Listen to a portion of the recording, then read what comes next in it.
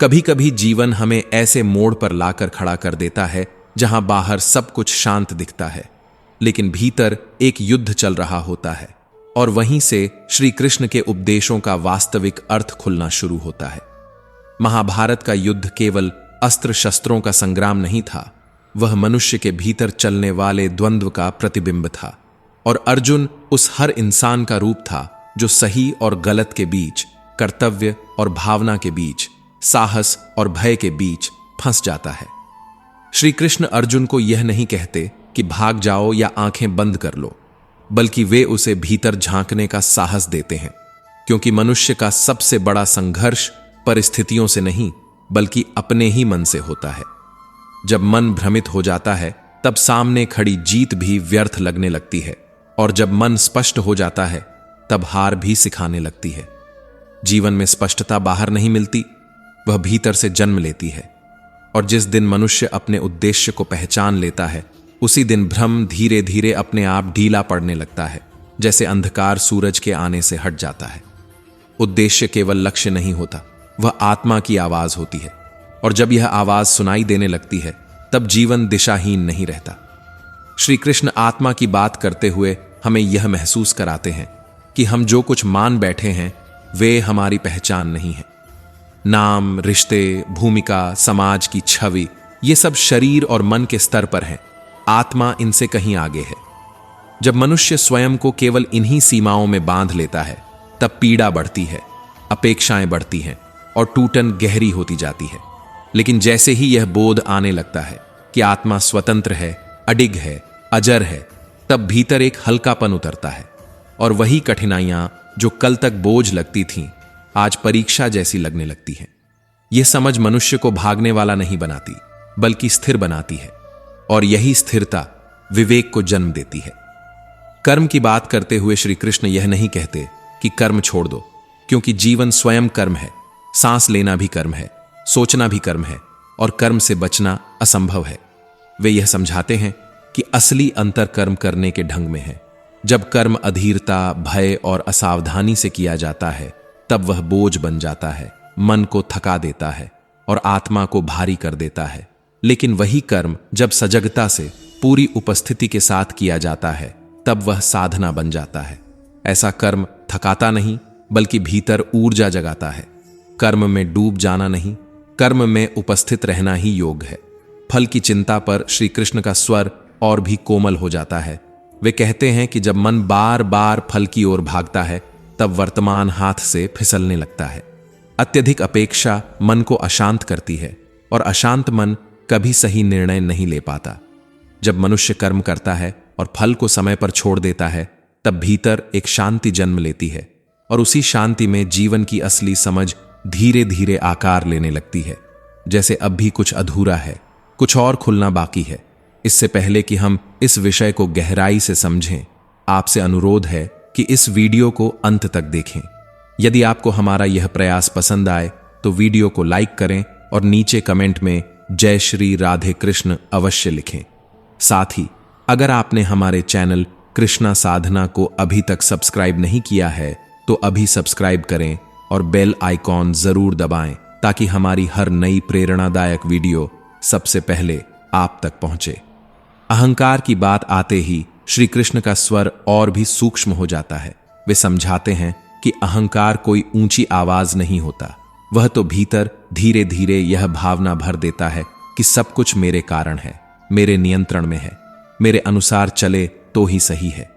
यही केंद्र बनने की चाह मनुष्य को सबसे पहले अकेला करती है, क्योंकि जब स्वयं को ही सब कुछ मान लिया जाता है तब बाकी संसार दूर लगने लगता है। अहंकार व्यक्ति को मजबूत नहीं बल्कि कठोर बनाता है, और कठोरता के साथ संवेदनशीलता धीरे धीरे समाप्त होने लगती है। जब मनुष्य इस अहम को पहचानने लगता है तब पहली बार भीतर विनम्रता जन्म लेती है, और उसी विनम्रता में वास्तविक शक्ति छिपी होती है। वह शक्ति जो बिना बोले सहन करना सिखाती है, बिना दिखाए आगे बढ़ना सिखाती है। इच्छाओं के विषय में श्री कृष्ण कोई कठोर नियम नहीं देते। वे जीवन को नकारते नहीं बल्कि संतुलन सिखाते हैं। इच्छाएं जीवन की गति है, बिना इच्छा के कोई आगे नहीं बढ़ता। पर जब वही इच्छाएं सीमा से बाहर जाने लगती है तब वे आनंद नहीं बल्कि बेचैनी देने लगती हैं। इच्छाओं को दबाना भीतर आग जमा करने जैसा है और खुली छूट देना स्वयं को जलाने जैसा।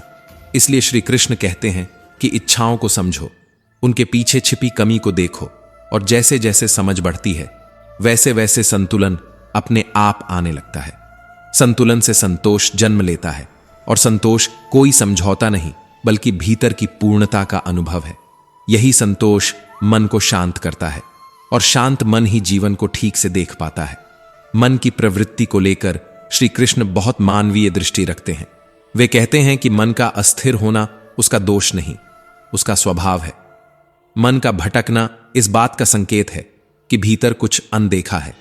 जब हम इस भटकाव से लड़ते हैं तब मन और अधिक अशांत हो जाता है, लेकिन जब अभ्यास और धैर्य से उसे दिशा दी जाती है तब वही मन धीरे धीरे स्थिर होने लगता है। स्थिरता अचानक नहीं आती, वह छोटे छोटे प्रयासों से जन्म लेती है, और जैसे जैसे स्थिरता बढ़ती है वैसे वैसे स्पष्टता भी भीतर उतरने लगती है। स्पष्टता से ही सही निर्णय निकलते हैं, और यही आत्म संयम की असली शुरुआत है।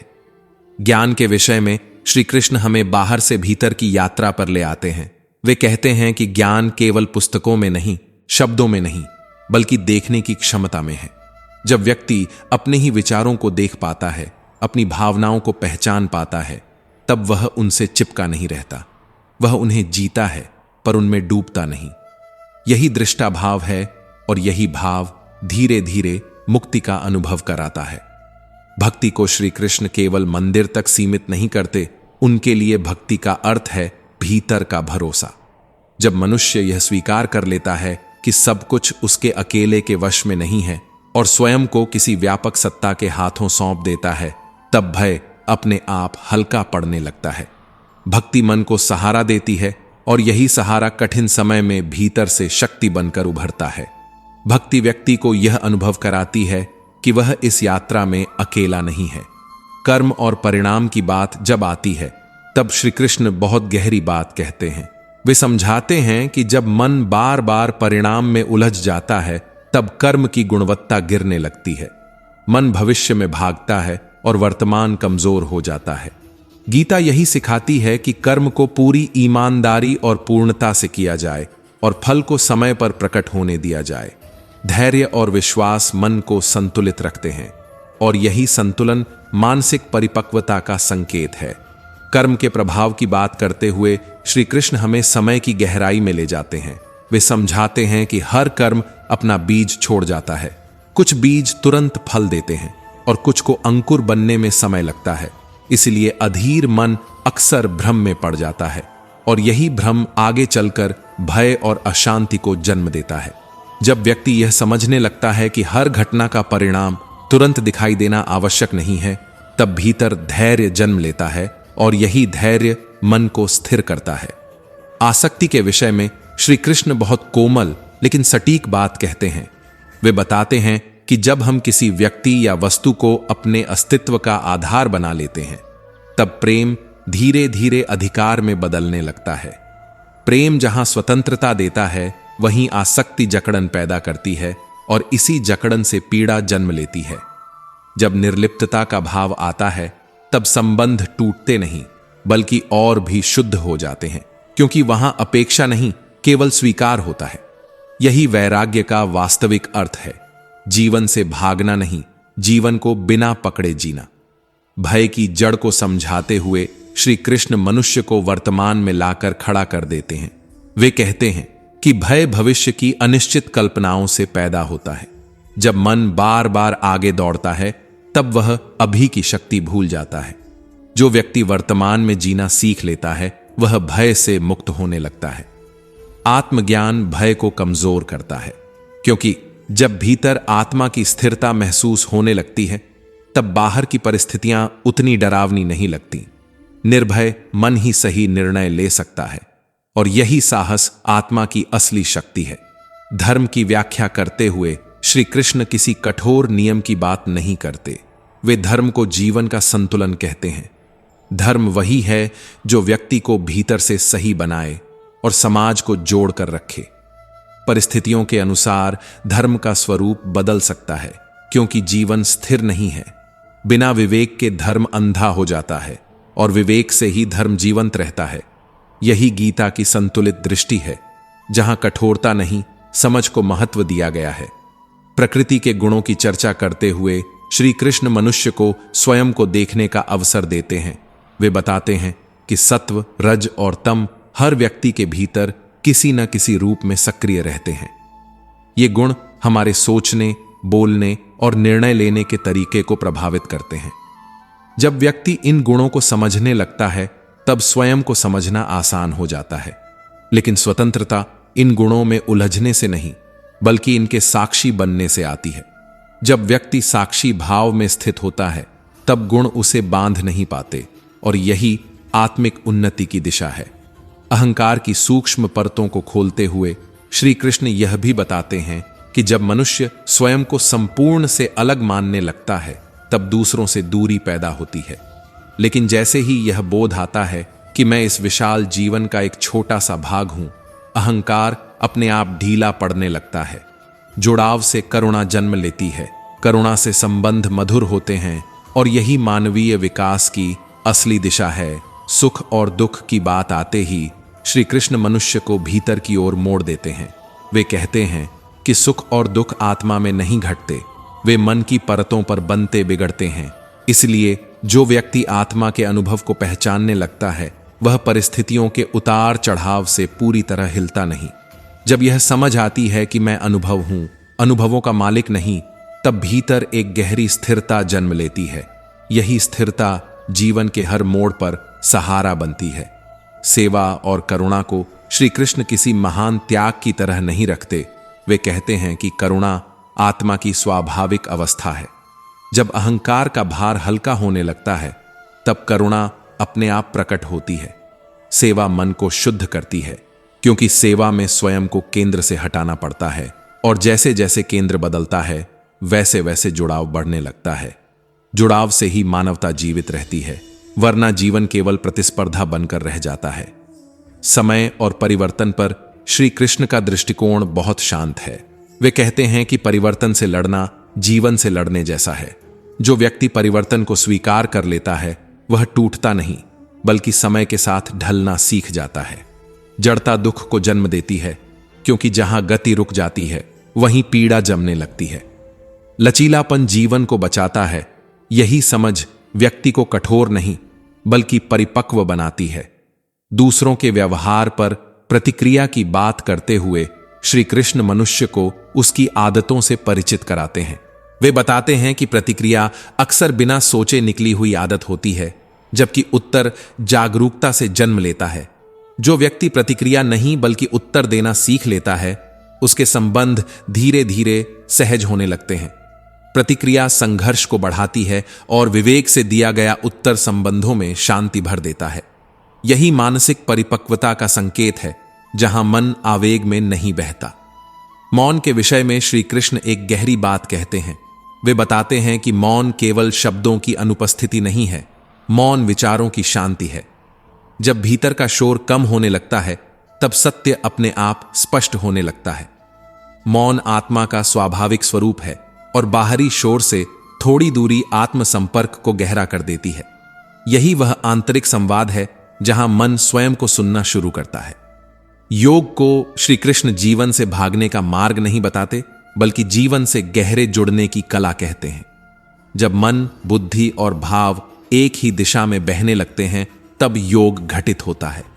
यह कोई एक दिन की अवस्था नहीं, बल्कि निरंतर अभ्यास से पनपने वाली प्रक्रिया है। योग से भीतर शांति आती है, और शांति से जीवन सहज हो जाता है, जहां चीजें बोझ नहीं लगती। कर्म और धैर्य की बात करते हुए श्री कृष्ण यह स्पष्ट करते हैं कि जो व्यक्ति धैर्य नहीं रख पाता, वह बीच रास्ते में ही टूट जाता है। लेकिन जो कर्म पर विश्वास रखता है, वह भले धीरे चले, पर रुकता नहीं। कर्म पर विश्वास ही भीतर स्थिरता देता है।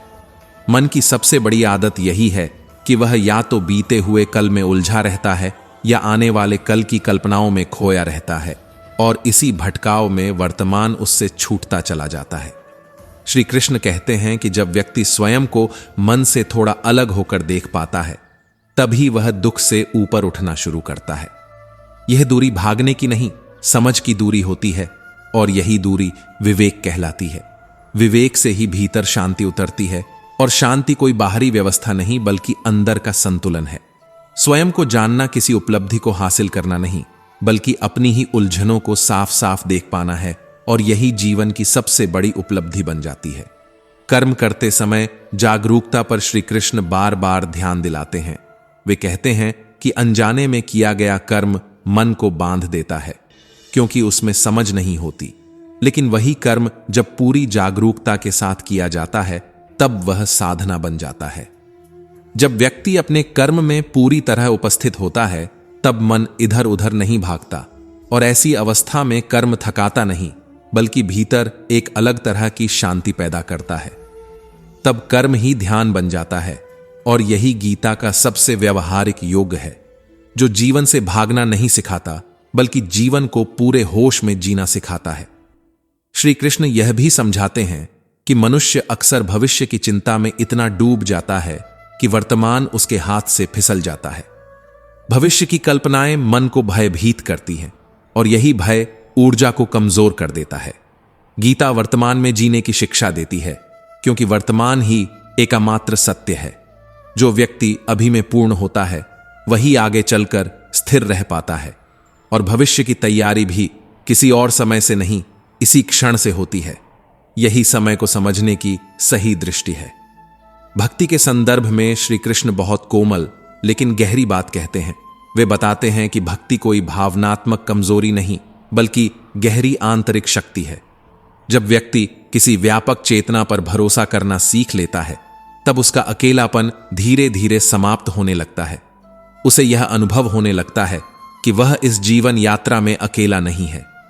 यह अनुभव भय को कमजोर कर देता है और भक्ति मन को सहारा देती है। इसी सहारे से साहस जन्म लेता है और यही भक्ति की वास्तविक भूमिका है। ज्ञान और अनुभव के संबंध को स्पष्ट करते हुए श्री कृष्ण कहते हैं कि केवल सुना हुआ या पढ़ा हुआ ज्ञान अधूरा होता है। ज्ञान तभी पूरा होता है जब वह जीवन में उतरता है, जब वह व्यवहार में दिखाई देता है। अनुभव ज्ञान को गहराई देता है और बिना अनुभव के ज्ञान कई बार बोझ बन जाता है।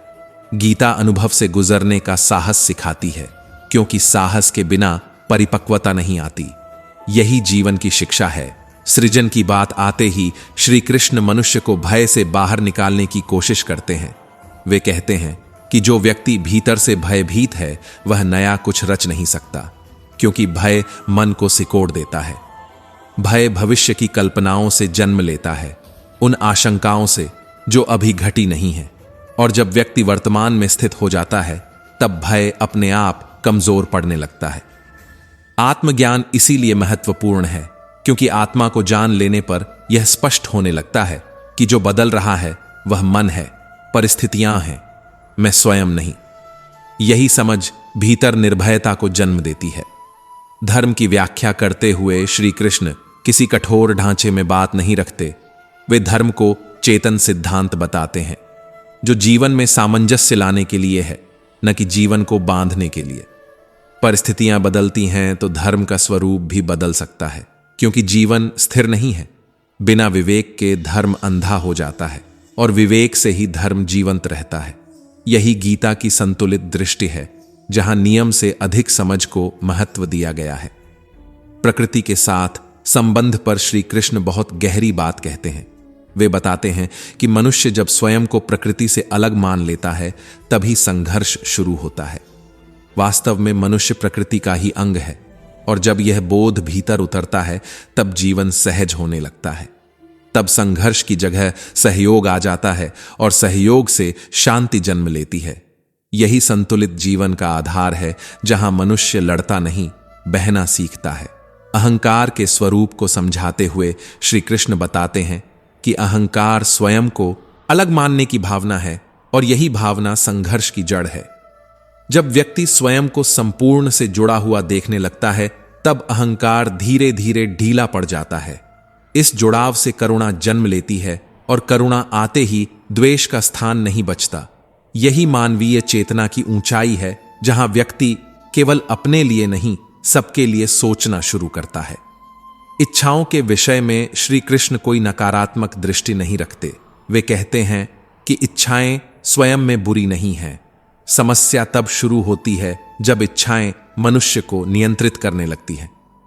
जब व्यक्ति अपनी इच्छाओं को समझने लगता है, उनके पीछे छिपी बेचैनी को देख पाता है, तब संतुलन अपने आप आने लगता है।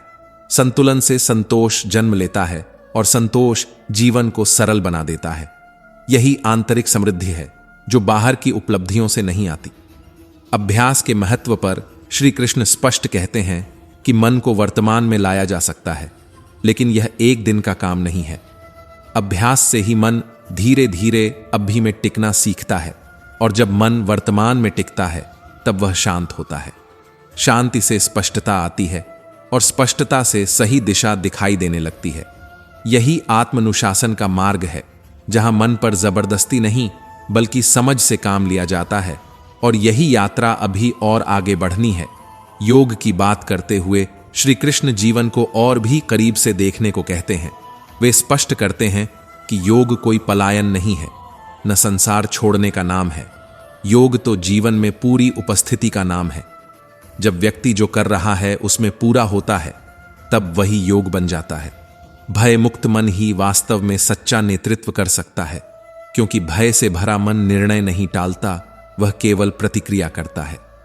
आंतरिक साहस वही है जो बाहरी परिस्थितियों से नहीं डगमगाता।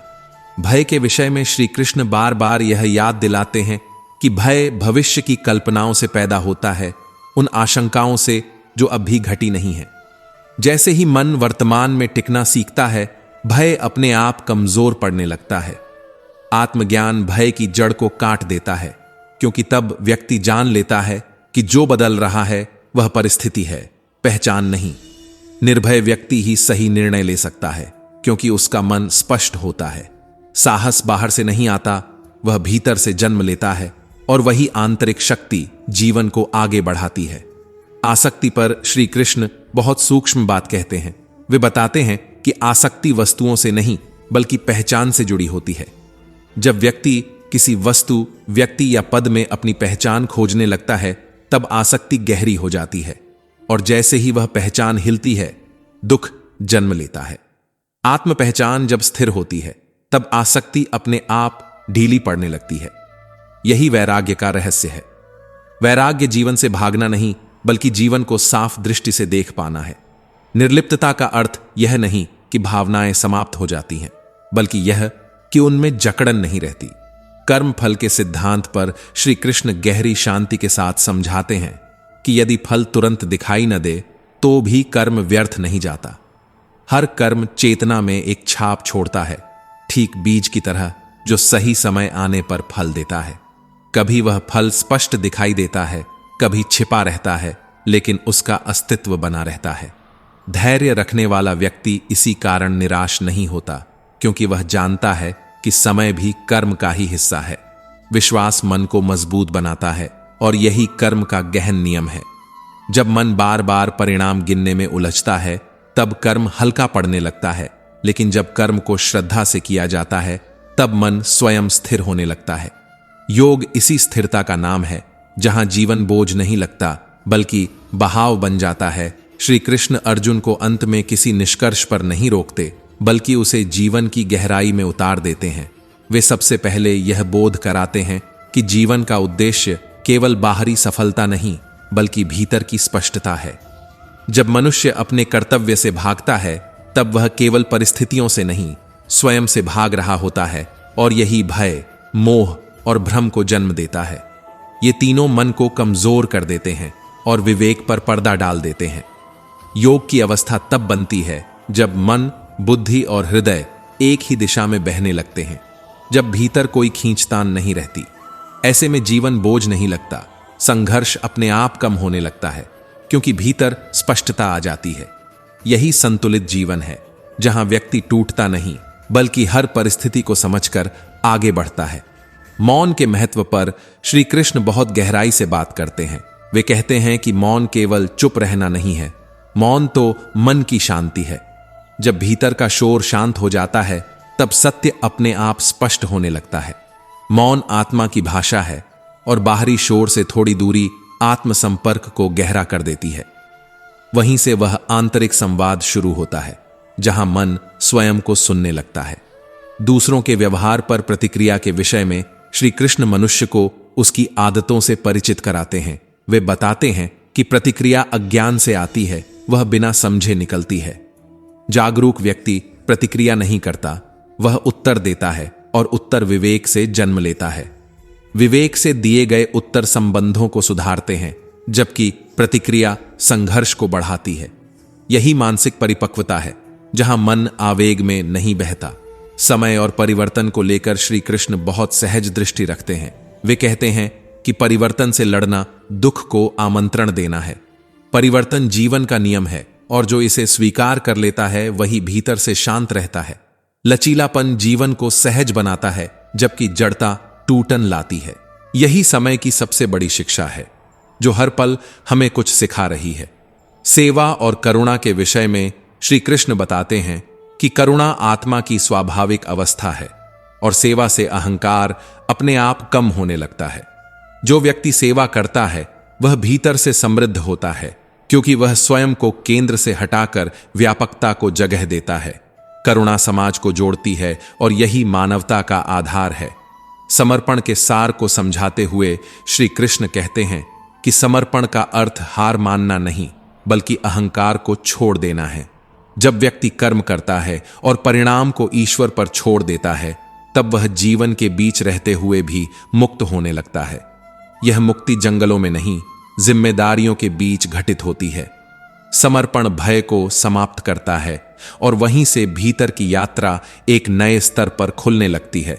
श्री कृष्ण अर्जुन को यह समझाने से शुरू करते हैं कि धर्म वह नहीं होता जो हमें तुरंत सुविधा दे दे, बल्कि वह होता है जो आत्मा को सही दिशा में ले जाए, चाहे वह मार्ग कठिन ही क्यों न लगे। युद्ध भूमि उनके लिए केवल दो सेनाओं का मैदान नहीं है, वह उस संघर्ष का प्रतीक है जो हर मनुष्य के भीतर रोज चलता है, जहां सही और आसान के बीच चुनाव करना पड़ता है।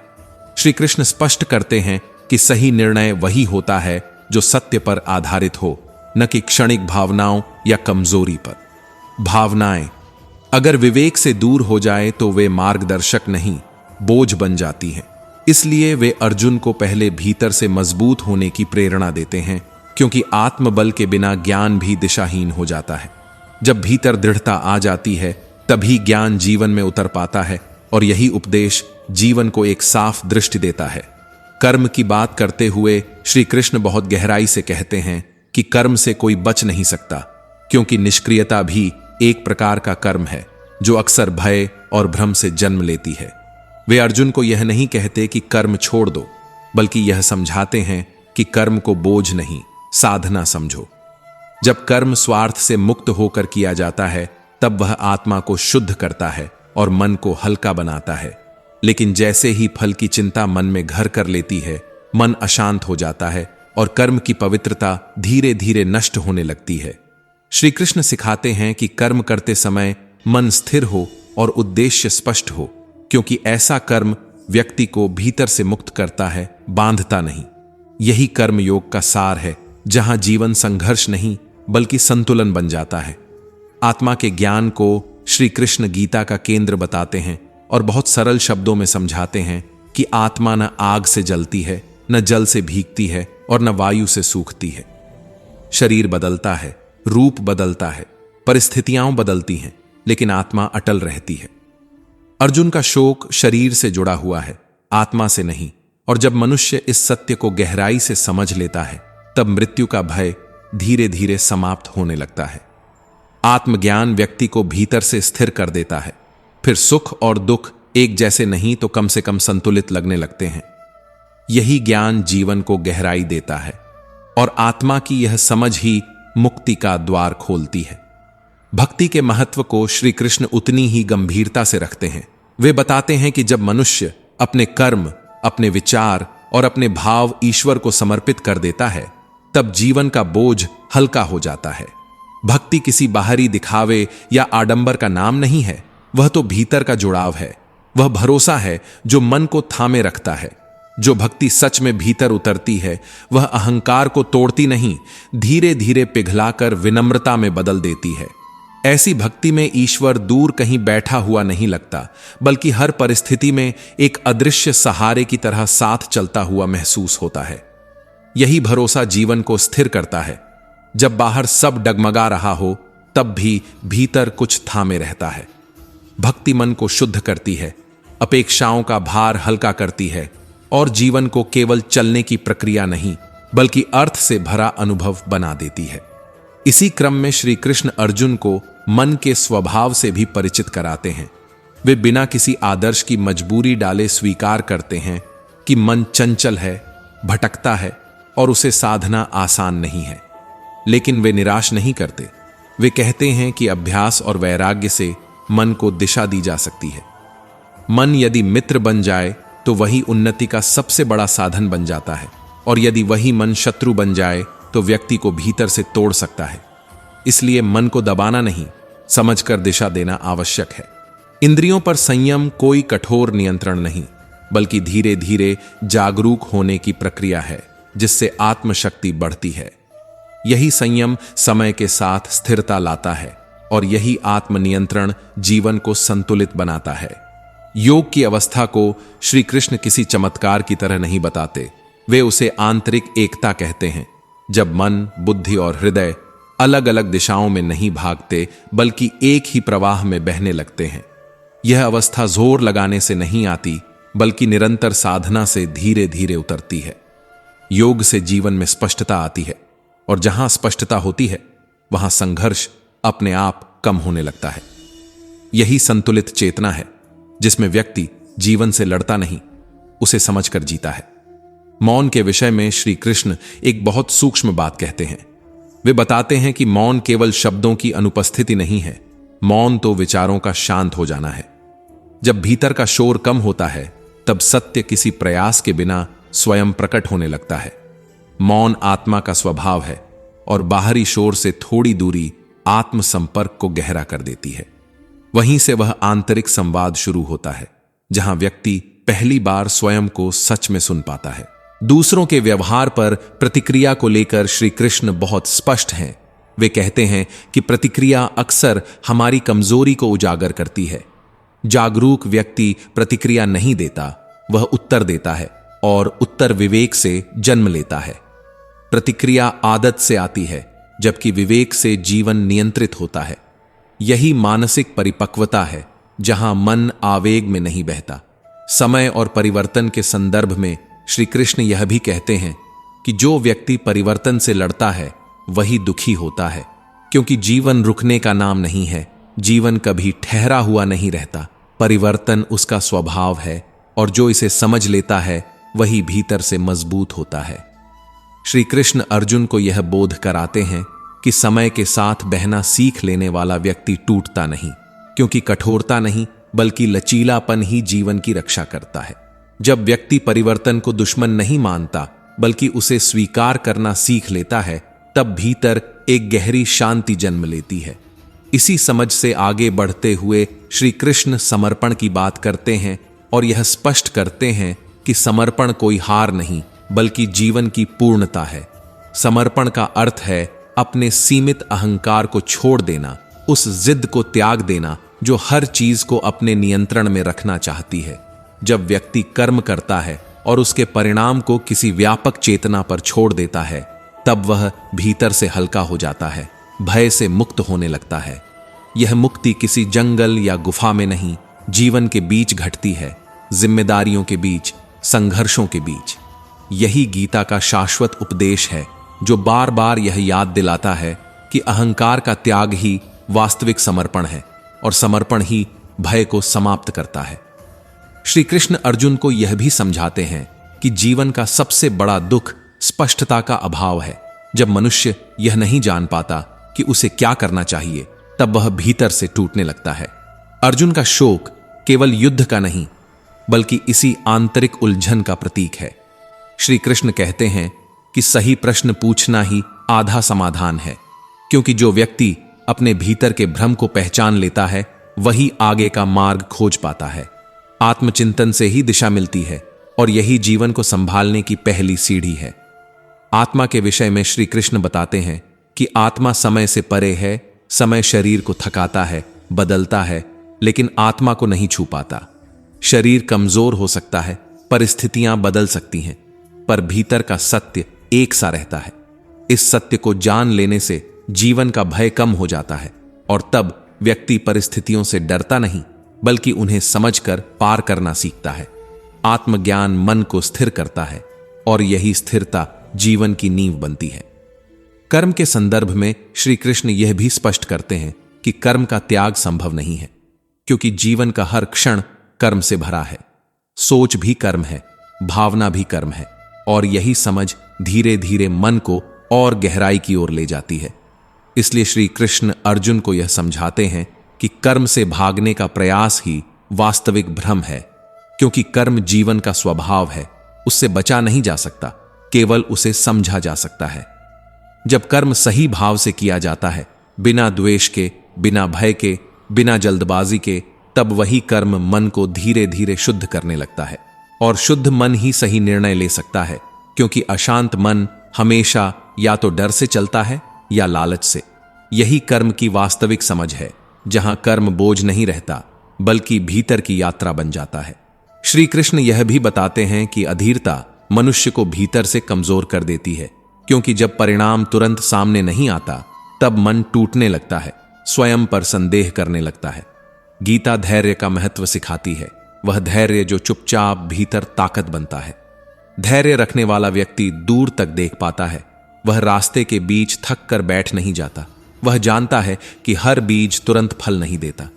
इसी धैर्य से आत्मबल बढ़ता है और यही आत्मबल आगे चलकर दीर्घकालिक सफलता की नींव बनता है, भले ही उस समय सफलता दिखाई न दे।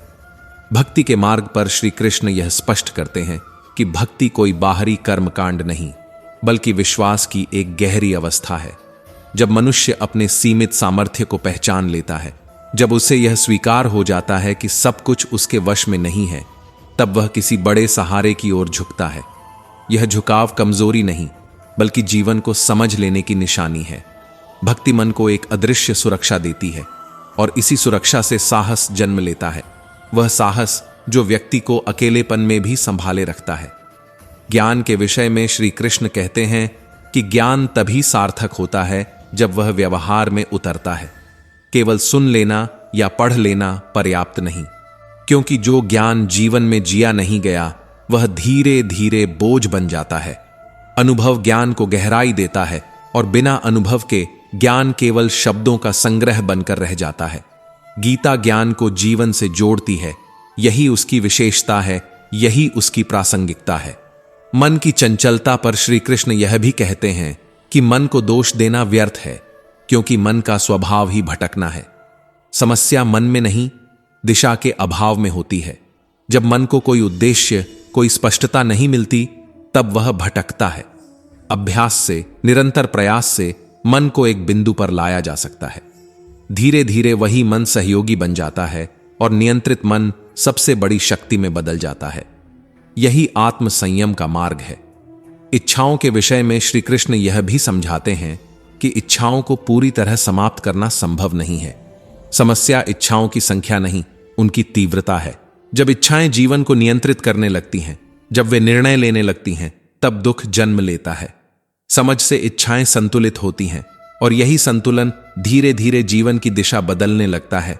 बिना शोर के यही कारण है कि श्री कृष्ण कहते हैं, संतुलन से ही संतोष जन्म लेता है, और संतोष कोई बाहरी उपलब्धि नहीं, बल्कि भीतर उतरती हुई शांति है। जब इच्छाएं नियंत्रित होती हैं, जब अपेक्षाएं हल्की पड़ने लगती हैं, तब मन अपने आप शांत होने लगता है। यही आंतरिक सुख है जो किसी से छीना नहीं जा सकता। इसी संदर्भ में श्री कृष्ण अहंकार की बात करते हैं और समझाते हैं कि अहंकार मनुष्य को भीड़ में भी अकेला कर देता है। अहंकार यह भ्रम रचता है कि सब कुछ मेरे कारण हो रहा है, मेरी बुद्धि से, मेरी शक्ति से, और यही भ्रम धीरे धीरे मन को कठोर बना देता है। जब जीवन किसी मोड़ पर इस भ्रम को तोड़ता है, तब पीड़ा होती है, लेकिन उसी पीड़ा से समझ भी जन्म लेती है।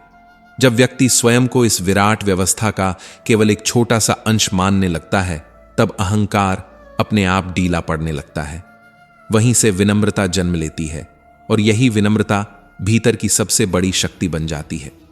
यही सच्चा विकास है, जिसमें व्यक्ति ऊंचा दिखता नहीं बल्कि गहरा होता चला जाता है।